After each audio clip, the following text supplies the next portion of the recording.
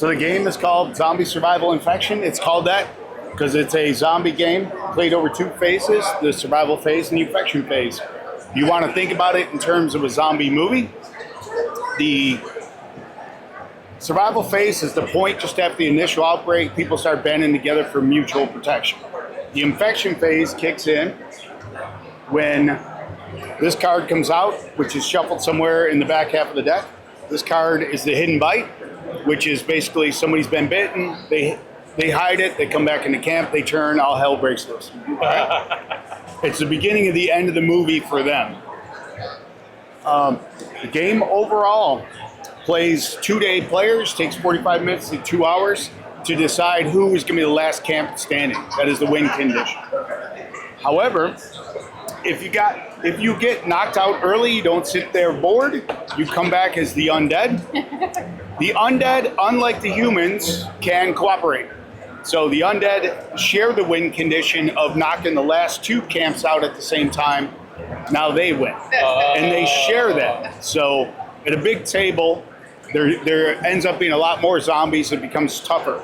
And I will also say a smart player could kill somebody off early, but you won't, because all you would do is just make a problem for yourself. All right? A lot of times you will just string the person along, and it actually gives them a chance to catch up and get back in the game. All right? So gameplay.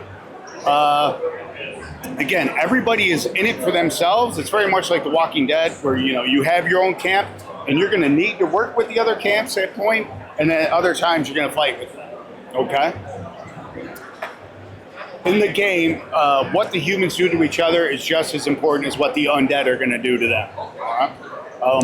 The gameplay and game rules are pretty light, pretty simple. I think non-gamers can grasp it. It's kind of the higher end of a gateway game. All right? Your turn, you have this little cheat sheet, which also shows you what phase you're in, but also describes your basic turn. It says roll the die or dice, calculate the result. During survival, that's how many people are going to join your camp. During infection, that's how many people are going to die and go back in the middle. After that, you're going to redraw up to 6. You start with a hand of 5. Sometimes you use some cards out of turn, so you have even less. You drop to 6, and then you do the one thing. Most of the time, the one thing is play the card, or you can discard if you need to speed your hand back up. But I'll explain the dice real quick and the pass the die mechanic, which is my favorite part of the game. So at the beginning of your turn, you always roll this. I rolled a whopping 1. Plus, I'm in survival phase, so I have a modifier here on my apartment building, so that gives me a +1. So I get all whopping 2 people. Say I roll that, that's going to give me 4. Now, if you have this die, you also roll it, and it will then also give you that modifier. So I rolled 3, plus that, 2, 5, 6, 7. Now, if at any point you roll this, the symbol, you will take these, add them up, then double it. I'm not saying ×2. We're not doing order of operations. We're not figuring out the trajectory of a missile. We're just playing the game here, all right? So 3, 4, 5, doubled is 10. You can see this can have great effects. Now the fun part is, before you take the rest of your turn, you take this die and give it to another player. It doesn't have to be the next player. So it's part of, it's already starting off making friends. So I'm going to say you're playing, and you want to schmooze up to the designer because you figure it's got your best chance of winning. So you give it to me. All right? You're doing well. I'm impressed. That means everybody else at the table will take their turn without the benefit of that die. Oh. So you can be salty about it and come after you, or you can be nice to me trying to get me to give it back to you. All right? Which is where the cards will come in. All right. So the cards. In the game, there are 4 types of cards. Well, there's 5, but it's really 4. There are characters, right? And there are good characters, and there are bad characters. Our survivalist is a good example of a good character. He says anytime your no hideout is showing, which is all these terrible modifiers, he gets to just cover it because he knows how to live without a place to live. We have our know-it-all. The know-it-all has all the answers. It doesn't matter if he's right or wrong. He just fights with everybody about it. He is our Mr. Cooper in the basement from the original Night of the Living Dead. It didn't matter that dude was right, because he actually was right, but he's just such a jerk in fighting that nobody wants to be around him. All right. Then you got our nurse. Our nurse here knows how to use first aid and is better at it. Paired with the hospital and a doctor, when they use first aid, they use it to great effect. All right. And there's a whole host of other characters. We have the worst one of all, our corporate executive. This guy says when he enters a camp, if there's a hero in the camp, he gets the hero killed. And that's basically Train to Busan. When the second the dad meets the executive, the dad gets bitten. And that's the beginning and the end for him. So those are some of our characters. Also, there are hideouts. So you could swap out your apartment building, or if somebody burned your place down, you can move in like the mall. We have the pub. We have the farm. The Winchester? Yes. Yeah, we also have the crematorium from Return of the Living Dead. I have almost all the tropes in there. All right? That's fantastic. So those are our characters. Those are our hideouts.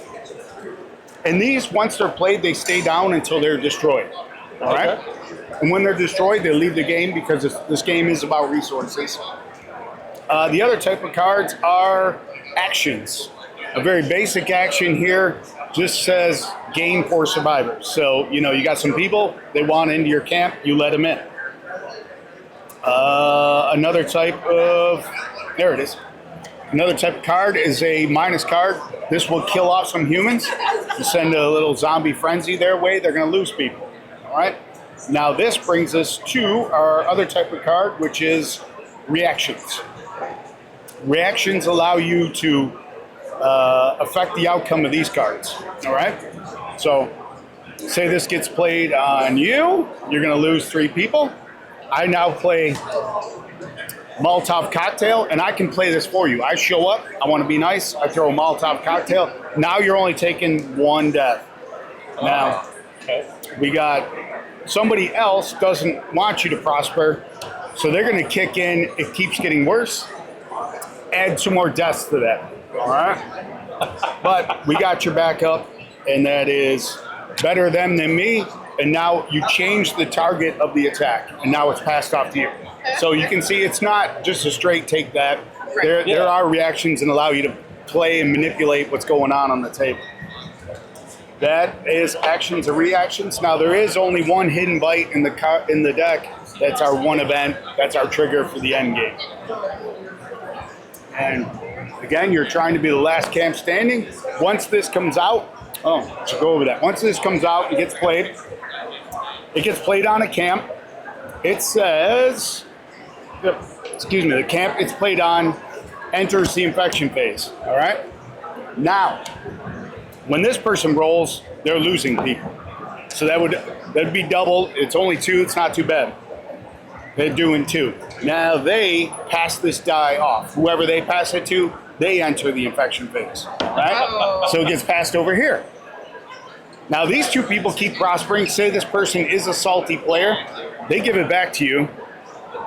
These people are still prospering. Eventually, one of them is going to break and spread the love onto the rest of the table. Yeah. So again, more deal making and breaking. And to answer a question, which I know is on some people's mind, you can't come back from the infection phase. There's no coming back from the end of the movie. All right? Yeah. Now it's just a race not to be on the bottom. All right? And that is it in a nutshell. I will say it's one of those few games that you laugh about people attacking you and turning traitor on you, because in a couple minutes you get to give them back the love. Same thing, yeah. Yep. And is this in retail right now? It is in a select number of stores, and I've already talked to 3 or 4 here, so I'm getting it out there a little more. Okay. You can buy it on my website. You can buy it, I think actually the Kickstarter's still taking late pledges. I'm completely fulfilled, but I forgot to turn it off. And it's also on GameFound as well. So, Okay. Yep. Awesome. Thank you.